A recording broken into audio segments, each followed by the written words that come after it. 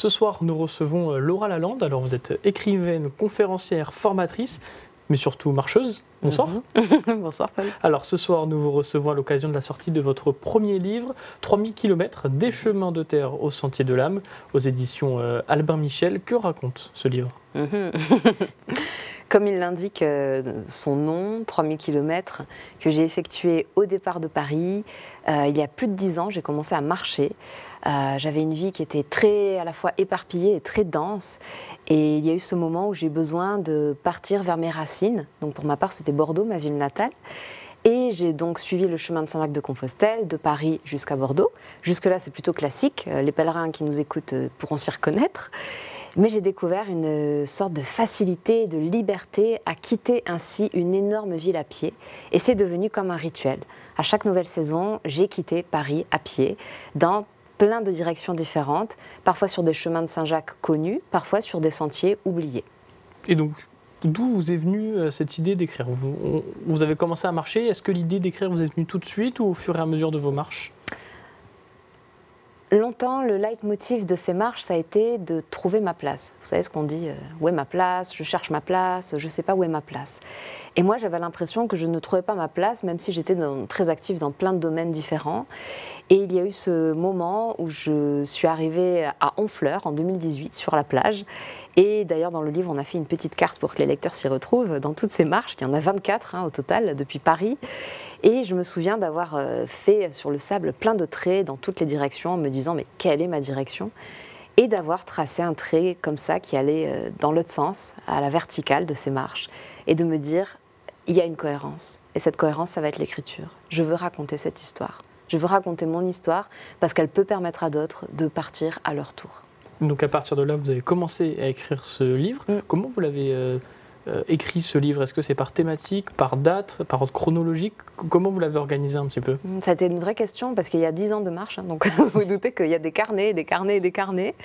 J'ai fait le choix de l'organiser par thématique, de tout ce que les pèlerins ou les personnes qui sont curieuses de ce monde-là que nous vivons sur les chemins peuvent rencontrer. Donc ça va être les premiers départs, les hébergements insolites, mais aussi comment on fait quand on a peur, qu'on est une femme par exemple, ça revient souvent comme question. Et je l'ai pensé aussi pour qu'il soit un peu comme un guide pratique. Par exemple, on va aussi trouver comment faire son sac dans ce livre. Et donc quel est le premier conseil, ou en tout cas les premiers conseils que vous donneriez à quelqu'un qui a envie de marcher, de se lancer, peut-être pas 3000 km, mais en tout cas une première marche ? Dès qu'on ressent l'élan, l'appel, c'est important d'y aller. Vraiment, de suivre ça, même si ça nous paraît fou, déraisonné, y aller. Ça ne vient pas pour rien dans une vie, l'appel à partir sur le chemin. Le deuxième conseil, ça serait de faire confiance. Parce que ça paraît un peu étonnant dit comme ça, mais faire confiance parce que tous les pèlerins le partagent. Qu'on soit croyant, pas croyant, qu'on ait une spiritualité, qu'on n'en ait pas, il y a toujours ce moment où on est perdu, on ne comprend pas ce qui se passe, on n'a pas ce qu'il faut, il nous manque du matériel et quelqu'un arrive. Et on est aidé. On est aidé, on est soutenu. Et ça, il n'y a que quand on est lancé sur le chemin qu'on le vit. Vous avez parlé de peur, d'histoire. Est-ce que vous avez une anecdote, un moment peut-être particulier que vous avez envie de partager ? La peur, effectivement, c'est très présent quand on est une femme. Je pense qu'il y a eu cette anecdote dont je parle dans 3000 km, où c'était en 2015, c'était mon premier chemin, celui de toutes les premières fois. Et il y a eu ce moment où j'étais en train de manger au bord d'un lavoir et un homme est arrivé avec des lunettes noires dans un gros 4x4. Il m'a dit « J'adore ce que vous faites, j'aimerais tellement vous inviter à boire un verre. » Et moi, je me suis dit « Mais quelle bonne idée, allons-y, il fait 40 degrés. » Je suis sortie du chemin, hein. Ça veut dire ce que ça veut dire. Je suis sortie du chemin à ce moment-là, j'ai suivi cet homme. Dans la voiture, je me suis dit « Laura, dans quoi tu t'es fourrée ?» On est arrivé au bar. Et là, je me suis dit vraiment, je suis éloignée du chemin, je suis perdue, je ne sais pas quoi faire. Et cet homme, je ne lui fais aucune confiance. Et il y a ce moment magique où la patronne me voit arriver et me dit « Mais vous faites le chemin de Saint-Jacques. Attendez, parce qu'il y a des pèlerins qui sont arrivés. » Et on était hors chemin de Saint-Jacques pourtant. Mais allez savoir ce qu'ils faisaient là. 2 pèlerins australiens qui étaient là. C'était mes premiers pèlerins parce qu'évidemment, il n'y avait personne sur la voie de Tours. Et cette espèce de bonhomme, je ne spoil pas pour les lecteurs qui liront 3000 km, mais cette espèce de bonhomme qui, pour bien des raisons, ne m'inspirait finalement aucune confiance, s'est tout simplement levé et parti. Et donc c'est une des histoires que vous racontez dans ce livre. J'imagine qu'il y en a des dizaines d'autres, on ne va pas Oui. toutes les raconter. Est-ce qu'il y a un fil conducteur entre toutes ces marches? Est-ce que, hormis ce livre, il y avait une logique dans votre démarche? L'envie de partager mon parcours, parce que moi-même j'ai été inspirée par d'autres personnes pour oser me lancer. Mais quand je dis oser se lancer, moi je parle du chemin, mais ça peut être oser se lancer sur le chemin de ses rêves, oser se lancer à créer son entreprise, oser se lancer à se réaliser dans ce qu'on a envie de faire, dans tout ça. J'ai eu envie de rendre hommage aux personnes rencontrées. C'est vraiment le cœur de ce livre, c'est vraiment que l'humanité est belle.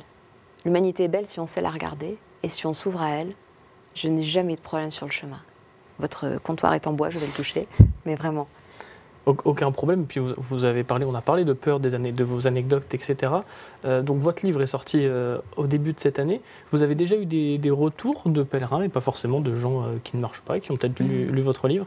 C'est un public très très très varié qui lit ce livre parce que la langue est à la fois simple, accessible et en même temps il y a des petites envolées poétiques de temps à autre.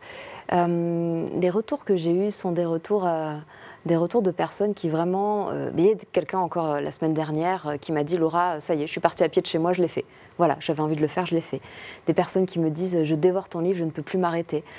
C'est addictif. » Ou d'autres personnes encore qui m'ont dit « Je m'efforce de ne pas le lire tout d'un coup parce que ça me fait tellement de bien, parce que c'est authentique et j'ai envie d'en prendre un petit peu tous les jours. » Et c'est vraiment un livre qui est écrit au rythme du chemin et dans lequel moi je n'ai pas non plus cherché à me cacher. Je me dévoile aussi, je dévoile un petit peu mon histoire, je dévoile ce qui m'a menée sur les chemins, qui est un secret de famille initialement, au début. Et je ne fais pas l'impasse là-dessus. Je pense que plus on partage nos vulnérabilités, et mieux le monde se porte.